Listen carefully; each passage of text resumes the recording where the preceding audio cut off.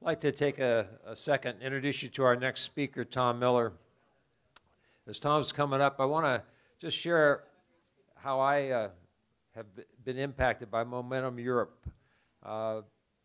Several years ago, George Selden came here and presented, and I went out, and they had some folks here from England that they wanted to introduce my wife and I to. And we went and met with them, or I went and met with them for breakfast, and we found out we both like to hike. So since then, we probably hiked 300 or 400 miles with this couple. We pray for each other, we talk to each other, and it's been a great encouragement to me. But I would encourage you, when you hear these ministries, and you'll hear about Tom, you can have an impact on folks if you just step up, meet them, get to know them, and you'd be surprised what God will do through you in your life. Come on up, Tom. That's okay. You can clap. Thank you. Thank you, Jim. Great to be here this morning, to be with a group of marketplace leaders to talk about reaching marketplace leaders with the irresistible love of Jesus. Not marketplace leaders in the next town or the next county or even someplace else in the state, but marketplace leaders across the continent of Europe, from Ireland to Siberia, from Finland down to Greece. How many of you, just out of curiosity, have been to Europe at least once on a holiday, mission, business trip? Good number of you, obviously. And my guess is you were drawn there by the lure of the wonderful architecture and scenic beauty. You were drawn there by your sense of history, or perhaps art and culture. Maybe it was something as basic as the great food in Europe.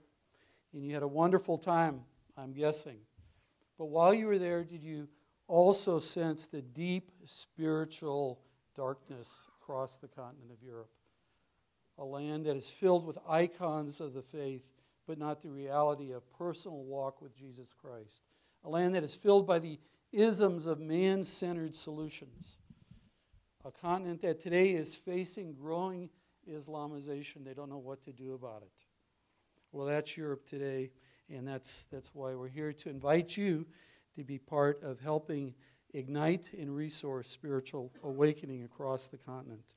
You know, as I've listened to all the presentations this morning, some of the themes that stuck out in my mind that are so relevant to our context in Europe are the idea of unreached people, the idea of hurting people, the idea of the importance of the one, the idea of rescue, the idea of building Christian community, of sharing the love of Jesus with other people, the idea of ministering in a land of exile. You know, Europe was, we say, our spiritual heritage is traced in Europe, and yet today it's anything but a land brimming with spiritual vitality. I also think of fun. I appreciate that because I can promise you Barnabas partners that have been involved with us in Ministry of Europe have had a lot of fun together. And like Jim said, so much of it is about the relationship as we're drawn together as an attractive network of people that God is bringing together at a heart level to accomplish a mission that is very unique and strategic, I believe. Much of what we talked about this morning is in the context of reaching, we might say, the down and out, the ones in obvious need and obvious pain. And we're going to transition a little bit to talk today about Momentum Europe, reaching those who we might call the up and out, because we think it's so strategic in the big picture of Europe. So what I'd like to ask you to do is open page 49 in your handouts. And as I'm speaking, if God is just prompting your heart to want to know more about how you could be part of having an impact in Europe, please circle one of those numbers. The closer the 10, the better. But I don't have time in this update just to unpack the different ways you could be involved. They're mentioned there. Surely you can go. There's opportunities to go, to pray, to get involved in many different ways.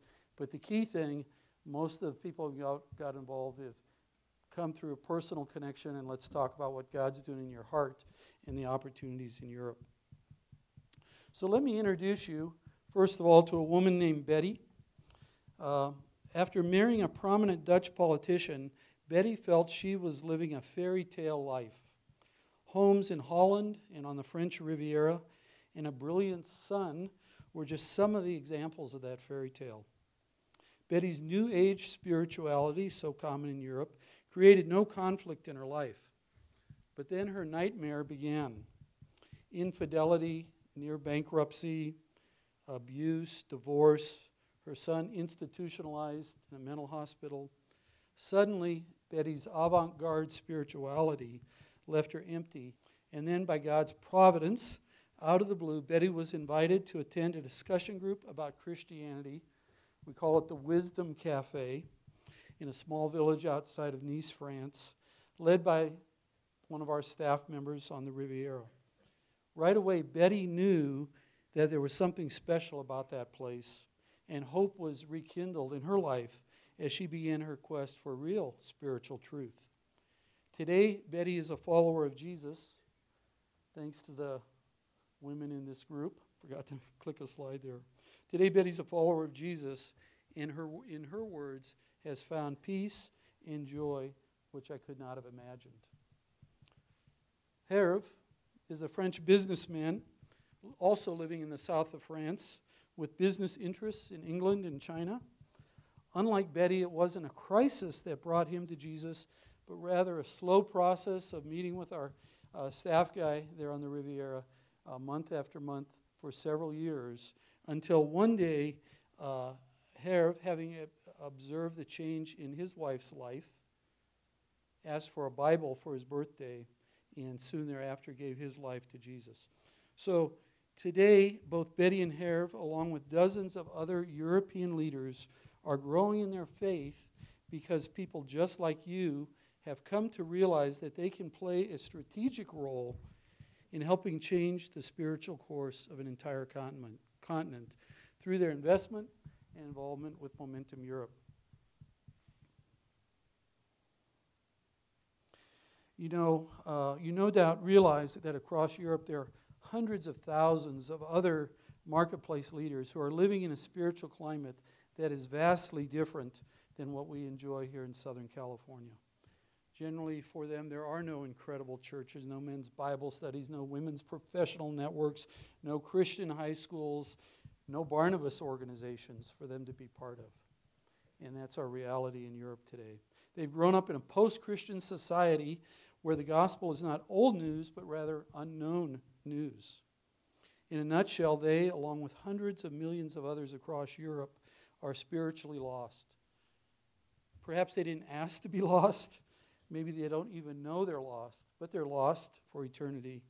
But God is raising up a search party to reach out to them one by one, to engage them with the good news, and to lead them into a personal and life-transforming relationship with Jesus Christ. And that, my friends, is really the essence of Momentum Europe, a search party seeking to reach lost leaders, or more formally, as we say, an attractive network of business and professional leaders, helping connect influential Europeans to the irresistible love of Jesus.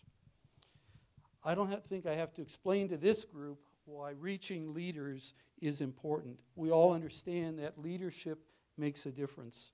And on a continent of 750 million people in 48 countries, where at best 1% to 3% are true followers of Jesus, in some countries much less, in some countries a little bit more. In this situation, an intentional effort to reach leaders is a strategic must. If we care about the 750, we have to reach the leaders. So let me just explain briefly how Momentum Europe is going about that, how God has called us and equipped us to serve. When you think about society, this rectangle represents that. The dotted lines going up and down sort of represent the ebb and flow of people through society, through their life. We realize that those at the top we often see as influential leaders. These are men and women in many domains, business, government, media, etc., who are positional leaders. They influence down to those who look up to them. They are surrounded by layers of gatekeepers, and their trappings of wealth and success often mask their real spiritual needs. It's highly unlikely they would have anyone in their world, a business colleague, a country club friend, or even a family member, that would ever approach them with the good news. And yet, if leadership makes a difference, it'd be very important that we succeed in sharing with them the love of Christ.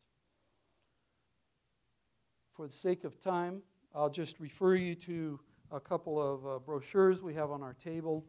One talks about the Riviera Partnerships. Another one talks about the Dresden Initiative. Two kind of very visible efforts that God has allowed us to have in Europe. There are many other ways that people are involved as we come alongside the leadership ministries of Campus Crusade for Christ in Europe. We'd love to talk to you and engage with you about how your walk with Jesus can make a difference in a land where people don't get to meet business leaders who live out their faith in very practical ways. You're present. You can practice the ministry of presence just by showing up, as well as many other ways. So I think my time is more than up. Thank you for your patience, and really a privilege to be here.